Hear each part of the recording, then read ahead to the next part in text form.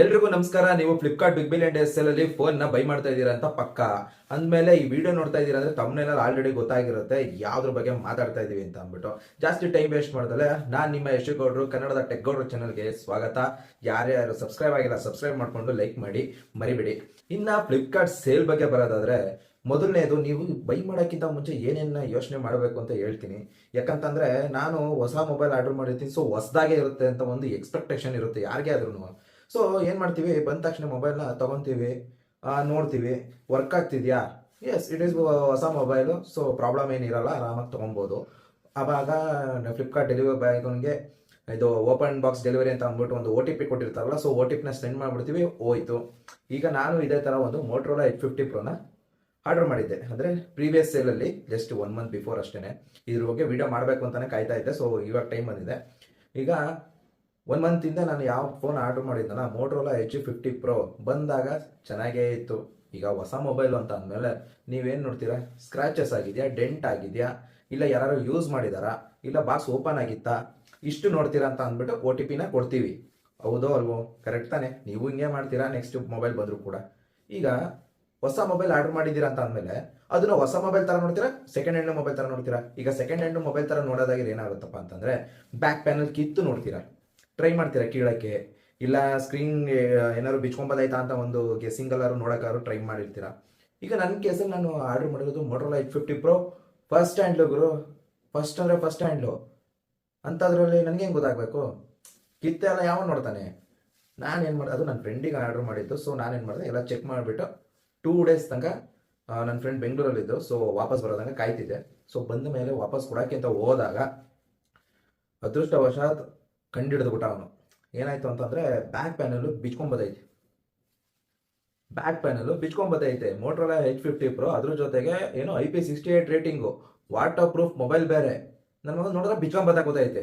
ಈಗ ಹೇಳಬೇಕು ಏನು ಮಾಡೋದು? ಆಯಿತು ಅಂತ ಅಂದ್ಬಿಟ್ಟು ಇನ್ನೇನು ಹೊಸ ಮೊಬೈಲೇ ಬೇಕು, ಹಳೆ ಮೊಬೈಲ್ ಯೂಸ್ ಮಾಡೋಕ್ಕಾಗುತ್ತೆ, IP68 ವಾಟರ್ ರೇಟಿಂಗ್ ಎಲ್ಲ ಇಟ್ಕೊಂಡ್ಬಿಟ್ಟು ಅಂತ ಅಂದ್ಬಿಟ್ಟು ಏನು ಮಾಡಿದೆ, ಫ್ಲಿಪ್ಕಾರ್ಟ್ಗೆ ಕಾಲ್ ಮಾಡಿದೆ. ಆ್ಯಂಡ್ ಇನ್ನೊಂದು, ಫ್ಲಿಪ್ಕಾರ್ಟಲ್ಲಿ ನೀವೇನು ಅಂತಂದರೆ, ಈಗ ಒಂದು ರಿಪೋರ್ಟ್ ಮಾಡೋಕ್ಕೆ ಅಂತ ಸುಮ್ಮನೆ ಒಂದು ಫೋಟೋಸ್ನ ಅಪ್ಲೋಡ್ ಮಾಡ್ತಾ ಇರ್ತೀರ, ಬಟ್ ಅದು ಅಪ್ಲೋಡ್ ಆಯ್ತಾನೇ ಇರಲ್ಲ. ಏನಿಲ್ಲ, ಜಸ್ಟ್ ಒಂದು ಸತಿ ಫೋನ್ ಮಾಡಿ ನೋಡಿ. ಅವ್ರೇನಂದ್ರು ಗೊತ್ತಾ, ಸರ್ ನೀವು ಆಲ್ರೆಡಿ ಅಪ್ಲೋಡ್ ಮಾಡೋಗಿದೆ, ನಂಗೆ ಸಬ್ಮಿಟ್ ಆಗ್ತಾನೆ ಇಲ್ಲ, ಅಲ್ಲಿ ಇನ್ನೂ ಅಪ್ಲೋಡು ಸಹ ಆಗಿಲ್ಲ, ಬಟ್ ಅವ್ರಿಗೆ ಆಲ್ರೆಡಿ ಆ ಫೋಟೋಸ್ಗಳು ಹೋಗಿದೆ. ಅವ್ನು ಅದನ್ನೇ ಹೇಳ್ದ, ಸರ್ ನಿಮ್ದು ಆಲ್ರೆಡಿ ಫೋಟೋಸ್ ಎಲ್ಲ ಅಪ್ಲೋಡ್ ಆಗಿದೆ, ಜಸ್ಟ್ IMEI ನಂಬರ್ನ ಸೆಂಡ್ ಮಾಡಿ ಸರ್ ಸಾಕು ಅಂತ ಅಂದ್ಬಿಟ್ಟು ಡೈಲಾಗ್ಗಳು. ನೀವು ಆಯ್ತು ಕಣಪ್ಪ ಅಂತ ಅಂದ್ಬಿಟ್ಟು 2 ದಿವಸ ಟೈಮ್ ಕೊಡಿ ಸರ್, ಅದನ್ನು ಏನಿದೆ ಬಾಕ್ಸ್ನ ವಾಪಸ್ ತೊಗೋತೀವಿ, ನಾವು ಮೊಬೈಲ್ನು ವಾಪಸ್ ತೊಗೊತೀವಿ ಅಂತ ಅಂದ್ಬಿಟ್ಟು ಫುಲ್ ಡೀಟೇಲ್ಸ್ ಎಲ್ಲ ಕವರ್ ಮಾಡ್ಕೊಂಡು 1 ಅವರ್ ಮೇಲೆ ತಲೆ ತಿಂದಾಯಿತು. 2 ದಿವಸ ಟೈಮು ಅಂತ ಕೊಟ್ಟರು, ಏನೋ ಸೆಲ್ಲರ್ ವಾಪಸ್ ತೊಗೋತಾರೆ ಅಂತ ಅಂದ್ಬಿಟ್ಟು, ಸರ್ ಏನು ತಲೆ ಕೆಡಿಸ್ಕೊಂಬಿಡಿ, ನಿಮ್ಮದು ಪಕ್ಕ ಆಗುತ್ತೆ, ನಾವು ಇಸ್ಕೋತೀವಿ, ಈ ಥರ ಡೈಲಾಗ್ ಹೊಡೆದ್ರು. ಈಗ ಎಷ್ಟೊಂದು ಜನ ಹೇಳ್ತೀರಾ ಸರ್ವಿಸ್ ಸೆಂಟರ್ ರಿಪ್ಲೇಸ್ಮೆಂಟ್ ಅಂತ ಆಲ್ರೆಡಿ ಬರ್ದಿರುತ್ತೆ ಅಂತ ಅಂದ್ಬಿಟ್ಟು. ಇದು ಸರ್ವಿಸ್ ಸೆಂಟರ್ ರಿಪ್ಲೇಸ್ಮೆಂಟ್ ಹೆಂಗಾಗುತ್ತಪ್ಪ? ಏನಾದ್ರು ಪಾರ್ಟ್ ಮಿಸ್ಸಿಂಗ್ ಆಗಿದ್ರೆ ಸರ್ವಿಸ್ ಸೆಂಟರ್ ರಿಪ್ಲೇಸ್ಮೆಂಟ್ ಅಂತ ನೋಡ್ಬೋದು, ಏನಾರು ಆಗಿರ್ಬೋದು. ಇದು ಬರ್ಬೇಕಾದ್ರೆ ಡಿಫೆಕ್ಟಿವ್ ಆಗಿ ಬಂದುಬಿಟ್ರೆ ಫ್ಲಿಪ್ಕಾರ್ಟಲ್ಲಿ ತಗೊಳ್ಳೋ ಅವಶ್ಯಕತೆ ಏನಿದೆ ಅಲ್ವಾ? ಫ್ಲಿಪ್ಕಾರ್ಟಲ್ಲಿ ಇನ್ನೇನು ತೊಗೊಬೇಕು, ಬರೋದೇ ಡಿಫೆಕ್ಟಿವ್ ಅಂತ ಅಂದಮೇಲೆ ಮುಚ್ಕೊಂಡು ಸರ್ವಿಸ್ ಸೆಂಟ್ರಲ್ಲೇ ಫಸ್ಟ್ ಹೋಗ್ಬಿಟ್ಟು ತಗೊಂಬಿಡೋಣ ಅನ್ನೋತ್ತಿಗೆ. ಹಿಂಗೆ ಈಗ ಅಂದಿರ್ತೀರ ಸ್ವಲ್ಪ ಜನ, ಬೇಕಾರೆ ಏನಕ್ಕಪ್ಪ ಫ್ಲಿಪ್ಕಾರ್ಟಲ್ಲೇ ಫಸ್ಟೇ ಹೇಳಿರ್ತಾರಲ್ಲ ಸರ್ವಿಸ್ ಸೆಂಟರಲ್ಲೇ ರಿಪ್ಲೇಸ್ಮೆಂಟ್ ಮಾಡಬೇಕು ಅಂತ. ಹಂಗಾರೆ ನಾನು ಬುಕ್ ಮಾಡಿರೋದೇನು ಸೆಕೆಂಡ್ ಹ್ಯಾಂಡ್ ಮೊಬೈಲ್, ಸರ್ವಿಸ್ ಸೆಂಟರ್ಗೆ ಹೋಗ್ಬಿಟ್ಟು ರಿಪ್ಲೇಸ್ಮೆಂಟ್ ಮಾಡಿಸ್ಕೊಳಕ್ಕೆ. ಇನ್ನು ಫ್ಲಿಪ್ಕಾರ್ಟ್ ಅವ್ರಿಗಂತೂ ಎಷ್ಟು ಕಚ್ಚಡಗಳು ಫ್ಲಿಪ್ಕಾರ್ಟ್ ಅವರು ಅಂತಂದರೆ, ಹುಟ್ಟು ಸ್ಕ್ಯಾಮ್ ನನ್ನ ಮಕ್ಕಳು ಅಂತಲೇ ಹೇಳ್ಬೋದು. ಯಾಕಂದರೆ ನಂದು ಆಲ್ರೆಡಿ ತೊಗೊಂಡು 2 ಡೇಸ್ ಆಗಿತ್ತು, ಆ್ಯಂಡ್ ಆಮೇಲೆ ಕಂಪ್ಲೇಂಟ್ ಮಾಡಿದ್ದು 3rd ಡೇ. ಸೊ 2 ಡೇಸ್ ಬಿಟ್ಕೊಂಡ್ಬಿಟ್ಟು ಅವರು ಅಪ್ಡೇಟ್ ಕೊಡ್ತೀವಿ ಸರ್, ನಮ್ಮ ಯಾರೋ ಡೆಲಿವರಿ ಪಾರ್ಟ್ನರ್ ಬರ್ತಾರೆ, ನಿಮ್ಮ ಹತ್ರ ವಾಪಸ್ ಇಸ್ಕೊಂಡು ಹೋಗ್ತಾರೆ ಅಂತ ಅಂದ್ಬಿಟ್ಟು ಡೈಲಾಗ್ ಹೊಡೆದ್ರು. ಸರಿ ಅಂತ ಅಂದ್ಬಿಟ್ಟು 2 ಡೇಸ್ ಕಾದೆ.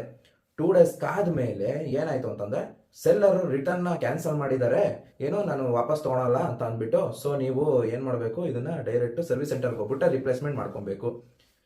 ಅದಾದಮೇಲೆ ಫ್ಲಿಪ್ಕಾರ್ಟಲ್ಲಿ ಕಸ್ಟಮರ್ ಸರ್ವಿಸ್ ಯಾರ್ಯಾರು ಮಾಡ್ತಿದ್ದಾರಲ್ಲ ಎಲ್ಲ ವರ್ಸ್ಟು. ಅದರಲ್ಲೂ ಯಾವುದೋ ಒಂದು ಹುಡುಗಿ ಅನಿಸುತ್ತೆ ಮಾತಾಡಿದ್ದು, ಆ ಹುಡುಗಿ ಇನ್ನೂ ವರ್ಸ್ಟ್. ಆ ಹುಡುಗಿಗೆ ಏನು ಅಂದರೆ ಏನೂ ಗೊತ್ತಿಲ್ಲ, ABCDನೇ ಗೊತ್ತಿಲ್ಲ, ನಮಗೆ ಕಲ್ಸ್ಕೊಡಕ್ಕೆ ಬರ್ತಾಳೆ ಆ ಹುಡುಗಿ. ಏನೇನೋ ಮಾತಾಡಿಕೊಂಡು ಏನೇನೋ ಬೇಡ್ದಿದ್ದಿದೆ, ಸರ್ ಏನು ಮಾಡೋಕ್ಕಾಗಲ್ಲ ಸರ್, ನೀವು ಹೋಗಲೇಬೇಕು ಸರ್, ನೀವು ಸರ್ವಿಸ್ ಸೆಂಟರ್ಗೆ ಹೋಗಬೇಕು. ಸರಿಯಪ್ಪ, ಸರ್ವಿಸ್ ಸೆಂಟರ್ಗೆ ಹೋಗಬೇಕು. ನನ್ನ 3 ದಿವಸ 4 ದಿನ ವೇಸ್ಟ್ ಮಾಡಿದ್ದಾರೆ ಇವರು ಆಲ್ರೆಡಿ, ಇನ್ನು 2 ದಿವಸ ಅಷ್ಟೇ ಉಳಿದಿದ್ದು.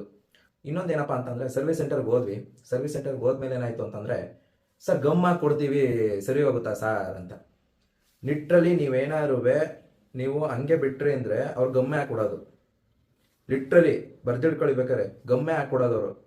ನೀವು ಇಲ್ಲಿ ನಮ್ದೇನಾಯಿತು ಅಂತಂದರೆ, ನನ್ನ ಫ್ರೆಂಡಿಂದ, ಸೊ ಆ ಸರ್ವಿಸ್ ಸೆಂಟರ್ ರಿಪ್ಲೇಸ್ಮೆಂಟಲ್ಲಿರೋ ಒಬ್ಬ ವ್ಯಕ್ತಿ ಪರಿಚಯ ಇರೋದ್ರಿಂದ ಕಾರಣದಿಂದ ರಿಪ್ಲೇಸ್ ಮಾಡ್ಕೊಡ್ತೀವಿ ಅಂತ ಹೇಳ್ದ. ಇಲ್ಲ ಅಂದಿದ್ದಿದ್ರೆ ನಿಜ ಹೇಳ್ತೀನಿ, ನಮಗೆ ಜಸ್ಟ್ ಗಮ್ ಅಂಟಿಸ್ಬಿಟ್ಟು ಕೊಡೋರು. ಈ ಗಮ್ ಅಂಟಿಸ್ಬಿಟ್ಟು ಕೊಡೋರು ಏನಪ್ಪ ಆಗುತ್ತೆ ಅಂತ, IP68 ವಾಟರ್ ರೇಟಿಂಗ್ ಎಲ್ಲ ಐತೆ. ನಾನು ತಗೊಂಡಿರೋದು ಫುಲ್ ಕ್ಲಾಶ್ ಕೊಟ್ಬಿಡುಗರು, ಏನು ಬಿಟ್ಟು ಬಂದಿಲ್ಲ ಇಲ್ಲಿ. ಸೊ ಹಿಂಗಾಗ್ಬಿಡ್ತು ಅಂತಂದರೆ ಹಿಂಗಾರ ಮಾಡಿ ರೀಪ್ಲೇಸ್ಮೆಂಟ್ ಮಾಡಿಕೊಡಿ ಅಂತ ಕೇಳಿದ್ವಿ. ಸರಿ ರೀಪ್ಲೇಸ್ಮೆಂಟ್ ಅಂತ ಅದು ಅಪ್ರೂವ್ ಆಯಿತು. ಅಪ್ರೂವ್ ಆಗಿರೋದು ತೊಂದರೆ ಅಲ್ಲ. ಈಗ ನಿಮಗೇನು ಅನಿಸುತ್ತೆ, ನನ್ನ ಮೊಬೈಲ್ ಎಷ್ಟು ದಿನ ಆದಮೇಲೆ ವಾಪಸ್ ಬಂದಿರ್ಬೋದು? ಎಷ್ಟು ದಿನ ಆದಮೇಲೆ ವಾಪಸ್ ಬಂದಿರಬಹುದು? ಬರೋಬ್ಬರಿ 1 ತಿಂಗಳು ಆದಮೇಲೆ ವಾಪಸ್ ಬಂದಿದ್ದು ಮೊಬೈಲು. ನಾನು ಆರ್ಡ್ರ್ ಮಾಡಿದ್ದು ಬ್ಲ್ಯಾಕ್ ಕಲರು, ಬಟ್ ನನಗೆ ಬಂದಿದ್ದು ಮೊಬೈಲ್ ಬಂದು ವೈಟ್ ಕಲರು. ಅಂದರೆ ಅರ್ಥ ಮಾಡ್ಕೊಳ್ಳಿ, ವೈಟ್ ಕಲರ್ ಮೊಬೈಲ್ ನನಗೆ ವಾಪಸ್ ಬಂದಿದ್ದು. ಅಂದರೆ ಲ್ಯಾವೆಂಡರ್ ಸಮಥಿಂಗ್ ಕಲರ್, ವೈಟ್ ಅಂತಂದರೆ. ಸೊ ವೈಟ್ ಕಲರ್ ಮೊಬೈಲ್ ವಾಪಸ್ ಬಂದಿದ್ದು. ಅದು 1 ಮಂತ್ ಆಮೇಲೆ EMI ಫಸ್ಟ್ ಬಂತು, ಆಮೇಲೆ ಮೊಬೈಲ್ ಬಂತು. ಇವು ಅಷ್ಟೇ. ಇಲ್ಲಿ ಏನು ಪ್ರಾಬ್ಲಮ್ ಆಗುತ್ತೆ ಅಂತಂದರೆ, ನೀವೇನಾದ್ರು ಒಪ್ಕೊಂಡ್ಬಿಟ್ಟಿದ್ದೇವೆ, ಲೈಕ್ ಈಗ ಸರ್ವಿಸ್ ಸೆಂಟರ್ ರಿಪ್ಲೇಸ್ಮೆಂಟ್ಗೆ ಹೋಗ್ತಿರಲ್ವಾ, ಅಲ್ಲೇನಾರು ನೀವು ಒಪ್ಕೊಂಡ್ಬಿಟ್ರೆ ಅವ್ರು ಹೇಳಿದ್ದಕ್ಕೆ ತಾತ ದಯ್ಯ ಅಂತ ಕುಣಿದು ಬಿಟ್ರೆ ಏನಿಲ್ಲ, ಗೌರ್ಮೆಂಟ್ ಸ್ಪೋರ್ಟ್ ಸುಮ್ ಕೊಡ್ತಾರೆ. ಬೇಡ ಕಣಪ್ಪ ನನಗೆ ಹೊಸ ಅಲ್ಲ 1 ತಿಂಗಳು ಕಾಯಕ್ಕೋಸ್ಕರ ಫ್ಲಿಪ್ಕಾರ್ಟಲ್ಲಿ ಆರ್ಡರ್ ಮಾಡಬೇಕಾ? ಇದು ಫ್ಲಿಪ್ಕಾರ್ಟ್ ದೊಡ್ಡ ಸ್ಕ್ಯಾಮ್ ಇದು ಸರ್ವಿಸ್ ಸೆಂಟರ್ ರಿಪ್ಲೇಸ್ಮೆಂಟ್ ಅಂತ ಅಂದ್ಬಿಟ್ಟು ತೆಗ್ದಾಕ್ಬಿಡ್ತಾರೆ. ಕಿತ್ತೋಗಿರೋ ಸೆಲ್ಲರ್ಗಳು ಇರ್ತಾರೆ ನನ್ನ ಮಕ್ಕಳು, ಎಲ್ಲೆಲ್ಲಿಂದನೋ ಫೋನ್ ಮಾಡ್ತಾ ಇರ್ತಾರೆ ಅವರು. ಅಂಥವ್ರು ಇದು ನನಗೆ ಬೈತಿರೋದು. ಫ್ಲಿಪ್ಕಾರ್ಟ್ ಆಸ್ ಎ ಮೀಡಿಯಮ್ ಅವರು ನೋಡ್ಕೊಬೇಕು. ಫಸ್ಟ್ ಆಫ್ ಆಲ್ ಮಧ್ಯಸ್ಥಿಕೆ ವಹಿಸ್ತವ್ರೆ ಅಂತಂದಮೇಲೆ ಅವ್ರು ನೋಡ್ಕೊಬೇಕು, ಏನು ಮಾಡಬೇಕು, ಒಂದು ಡೆಲಿವರಿ ಪ್ಯಾಕೇಜ್ ಹೆಂಗೆ ಕೊಡಬೇಕು ಅವರು ಫಸ್ಟ್ ನೋಡ್ಬೇಕಾದ್ರೆ. ಇಟ್ ಈಸ್ ಅ ಸ್ಟೋರ್, ಅರ್ಥ ಆಗ್ತಿದೆಯಾ? ಒಂದು ಮೀಡಿಯಮ್ ಅಲ್ಲ, ಒಂದು ಸ್ಟೋರ್ ಅದು ಆ್ಯಕ್ಚುಲಿ. ಸೊ ಈಗ ಒಬ್ಬ ಕೊಡ್ತಾ ಇದ್ದಾನೆ ಸೆಲ್ಲರ್ ಅಂತಂದರೆ, ಅವ್ನು ಏನು ಬೇಕಾದ್ರೂ ಮೊಬೈಲ್ ಕೊಡ್ತಾನೆ ಅಂತ ಅಂದ್ಬಿಟ್ಟು ಅದನ್ನೇ ನೀವು ಮಾರ್ಬಿಡೋದಾ? ಹಾಂ, ಈಗ ಸೆಲ್ಲರ್ ಎಂಥವನು ಅಂತಂದರೆ ಇಂಥ ಪೀಸ್ಗಳನ್ನ ಮಾರೋಕ್ಕೋಸ್ಕರನೇ ಎಷ್ಟಾಗುತ್ತೋ ಅಷ್ಟು ಡೌನ್ ಗ್ರೇಡ್ ಮಾಡಿರ್ತಾನೆ. ಅಂದರೆ ಅಮೌಂಟ್ ಏನಿರುತ್ತೆ, ಈಗ 28,000 ಇರೋದನ್ನ ಒಂದು 27K ಸಿಗೋದು, 1,000 ಡಿಸ್ಕೌಂಟು, ಈ ಥರ ಕೊಟ್ಬಿಟ್ಟು ಏನು ಮಾಡ್ತಾನೆ, ಎಲ್ಲದೂ ಹಿಂಗೆ ಮಾಡೋದು ಇವರು. ಕಮ್ಮಿ ರೇಟಿಂಗ್ ಮಾಡಿಬಿಟ್ಟು ಈ ಥರ ಕಿತ್ತೋರ ಡಿಫೆಕ್ಟ್ ಪೀಸ್ನ ಹಾಕೋದು. ಇನ್ನು ಮೋಟ್ರೋಲಾದವ್ರಿಗೆ ಬಂದರೆ, ನಿಮ್ಮದು ಸರ್ವಿಸ್ ಸೆಂಟರ್ ಏನು ಗುರು ಅಷ್ಟೊಂದು ಚೆನ್ನಾಗೇ ಮಾಡೋದು ನೀವು ಹೇಳು ಅಲ್ಲ? ಅಷ್ಟೊಂದು ವರ್ಷ ನಿಮ್ಮದು 1 ತಿಂಗಳು ಬೇಕಾ ಒಂದು ಮೊಬೈಲ್ನ ರೀಪ್ಲೇಸ್ ಮಾಡಿಕೊಡೋಕ್ಕೆ? ಮ್ಯಾನುಫ್ಯಾಕ್ಚರಿಂಗ್ ಇಲ್ಲ ಅಂದಮೇಲೆ ಏನಕ್ಕೆ 50 ಫೋನ್ನ ಲಾಂಚ್ ಮಾಡ್ತೀರಾ?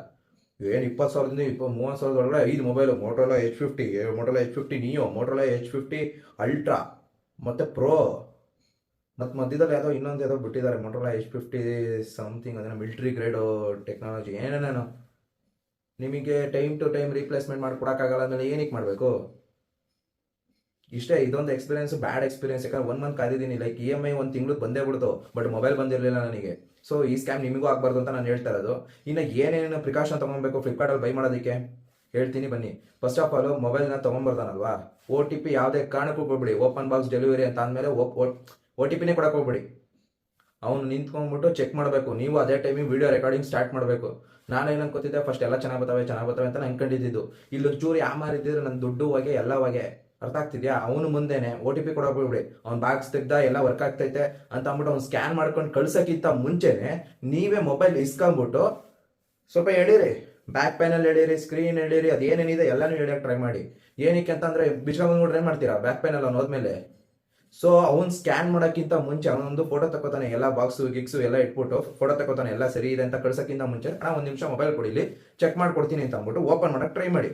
ಓಪನ್ ಆಯ್ತಾ, ಡಿಫೆಕ್ಟ್ ಅಂತ ಅಂದ್ಬಿಟ್ಟು OTPನೇ ಕೊಡೋಕೆ ಹೋಗ್ಬಿಡಿ, ಆರ್ಡರ್ ಕ್ಯಾನ್ಸಲ್ ಮಾಡ್ಬಿಡಿ ಅಲ್ಲೇನೆ. ಇಲ್ಲ ನೀವೇನಾರು ಆರ್ಡರ್ ಅಕ್ಸೆಪ್ಟ್ ಅವ್ನು ಏನು ಹೇಳ್ತಾನೆ, ಸರ್ ಓಪನ್ ನಿಮ್ಮ ಮುಂದೆನೇ ಮಾಡಿದ್ದೀನಿ ಸರ್, ಅದೇನಿಲ್ಲ ಸರ್ವಿಸ್ ಸೆಂಟರ್ ರಿಪ್ಲೇಸ್ಮೆಂಟ್ ಮಾಡ್ಕೋತೀವಿ ಅಂತಂದರೆ, ಸರ್ ಒಂದೇ ಮಾತು, OTP ಕೊಡಲ್ಲ ನಾನು. ಅದೇನು ಮಾಡ್ಕೋತೀವೋ ಮಾಡ್ಕೋ, ನಾನು OTP ಕೊಡಲ್ಲ ಅಂದರೆ ಕೊಡಲ್ಲ.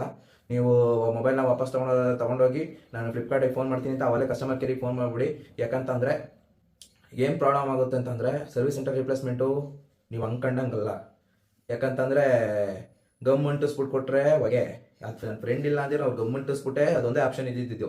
ಇಲ್ಲ ಅಂದಿರು ಎಲ್ಲಿ ಸರ್ ರೀಪ್ಲೇಸ್ಮೆಂಟ್ ಮಾಡೋಕ್ಕೆ 1 ತಿಂಗಳು ತನಕ ಯಾರು ಕಾಯ್ತಾರೆ? ಜಾಬ್ ಶೀಟ್ ಬರೀಬೇಕಲ್ಲ ಅವರು, ಎಂಥದ್ದು ಇಲ್ಲ. ಅದಕ್ಕೆ ಇವರು ಫ್ಲಿಪ್ಕಾರ್ಟ್ ಅವರು ಸಪೋರ್ಟಿವ್ ಆಗಿರಲ್ಲ, ಈ ಕಡೆ ಸರ್ವಿಸ್ ಸೆಂಟರ್ ಅವರು ಸಪೋರ್ಟಿವ್ ಆಗಿರಲ್ಲ. ಅದಕ್ಕೆ ಹೇಳ್ತಾ ಇರೋದು, ನೀವು ಎಷ್ಟಾಗುತ್ತೋ ಅಷ್ಟು ಜಾಗೃತರಾಗಿರಿ. ಈಗೆಲ್ಲ ಐಫೋನ್ ಆರ್ಡರ್ ಮಾಡ್ತೀರಾ, ಅದರಲ್ಲಿ ನಿಮ್ದು IMEI ಫಸ್ಟ್ ತೆಗೆದುಬಿಟ್ಟು ಈ ಬಾಕ್ಸ್ ಓಪನ್ ಆಗೈತೋ ಇಲ್ವೋ ಎಲ್ಲನೂ ಚೆಕ್ ಮಾಡ್ಬೇಕು. ನೀವು ಒಂದು ವೆಬ್ಸೈಟಿಗೆ ಹೋಗ್ಬಿಟ್ಟು, ನಾನು ಬೇಕಾದ್ರೆ ವೆಬ್ಸೈಟ್ ಲಿಂಕ್ನ ನಾನು ಡಿಸ್ಕ್ರಿಪ್ಷನಲ್ಲಿ ಕೊಟ್ಟಿರ್ತೀನಿ, ಆ್ಯಪಲ್ಲಿಂದು ವಾರಂಟಿ ಚೆಕಪ್ ಅಂತ ಅಂದ್ಬಿಟ್ಟು. ಸೊ ಅದರಲ್ಲಿ ನೀವು ಆರಾಮಾಗಿ IMEI ನಂಬರ್ ಹೊಡೆದ್ರೆ ಸಾಕು, ಎಷ್ಟು ತಿಂಗಳ ಇದು ಓಪನ್ ಇಲ್ಲ, ನ್ಯೂ ಬಾಕ್ಸ ಏನು ಎಲ್ಲ ಎತ್ತ ಅಂತ ಗೊತ್ತಾಗ್ಬಿಡುತ್ತೆ. ಸೊ ನೀವು ತಗೊಳಕ್ಕಿಂತ ಮುಂಚೆ ಆ್ಯಂಡ್ ಡೆಲಿವರಿ ಆಪ್ಷನ್ ಬರ್ತದಲ್ಲ, ಸುಮ್ಮನೆ ಯಾಮಾರಕ್ಕಂತೂ ಹೋಗ್ಬಿಟ್ಟು ನೀಟಾಗಿ ಚೆಕ್ ಮಾಡಿಬಿಟ್ಟು ಎಲ್ಲ ಟ್ರೈ ಮಾಡಿ. ಈಗ ಹೊಸ ಮೊಬೈಲ್ ಅಲ್ಲ ಗುರು, ಸೆಕೆಂಡ್ ಹ್ಯಾಂಡ್ ಅಂತಲೇ ನೋಡ್ಬೇಕು ನಾವು ಆ್ಯಕ್ಚುಲಿ. ಫಸ್ಟ್ ಆಫ್ ಆಲ್ ಹಿಂಗೆ ತೆಗೆದು ಮೊಬೈಲ್ನ ಬ್ಯಾಕ್ ಪ್ಯಾನಲ್ ತೆಗಿಯೋಕ್ಕೆ ಟ್ರೈ ಮಾಡಿ. ಕೈಗೆ ಬಂತಾ ವಾಪಸ್ OTP ಯಾವುದೇ ಕಾರಣಕ್ಕೂ ಫಸ್ಟ್ ಶೇರೇ ಮಾಡಿಬಿಡಿ. ನಿಮ್ಮದು ಮೊಬೈಲ್ ನೋಡಿ ಫುಲ್ ಪಕ್ಕ ಆಗೋ ತನಕ OTPನ ಶೇರ್ ಮಾಡಬಾರ್ದು ಅಷ್ಟೇ ಹೇಳೋದು. OTP ಶೇರ್ ಮಾಡ್ತೋ ಫ್ಲಿಪ್ಕಾರ್ಟ್ಗೂ ನಿಮಗೂ ಸಂಬಂಧನೇ ಇಲ್ಲ. ನೀವೇನಾರು ಬಡ್ಕೊಳ್ಳಿ, ನೀವೇನಾರು ಮಾತಾಡ್ಕೊಳ್ಳಿ, ಅವ್ರು ಹೇಳೋದು ಒಂದೇ ಡೈಲಾಗು. ಸೊ ನೀವು ಅಲ್ಲಿಗೆ ಹೋಗ್ಬಿಟ್ಟು ಮಾಡಬೇಕು ಸರ್. ಅದರಲ್ಲೂ ಏನಾರು ನೀವು ಇನ್ನೊಂದೇನು ಅಂತಂದರೆ ಕಸ್ಟಮರ್ ಸಪೋರ್ಟಿಗೆ ಫೋನ್ ಮಾಡ್ತೀರ, ಅದ್ರ ಹುಡುಗ ಇರ್ತಾರೆ ಮಾತಾಡಿ, ಹುಡುಗಿ ಇರ್ತಾರೆ ಕಟ್ ಮಾಡಿಬಿಡಿ. ಆ ಹುಡುಗಿರಿಗೆ ಏನಂದ್ರೆ ಏನು ಗೊತ್ತಿರಲ್ಲ, ಸುಮ್ಮನೆ ಅವ್ರಿಗೆ ಹೇಳಿದ್ರು ಒಂದೇ ಡೈಲಾಗ್ನ ಪಾಲಿಸ್ತಾರೆ. ಇಲ್ಲ ಅವ್ರು ನಿಮಗೆ ಸೊಲ್ಯೂಷನ್ ಕೊಡಲ್ಲ, ಒಂದೇ ಹೇಳೋದು ಸರ್ ಸರ್ವಿಸ್ ಸೆಂಟರ್ಗೆ ಹೋಗ್ಬೇಕು ಸರ್, ಸರ್ವಿಸ್ ಸೆಂಟರ್ಗೆ ಹೋಗ್ಬೇಕು ಸರ್.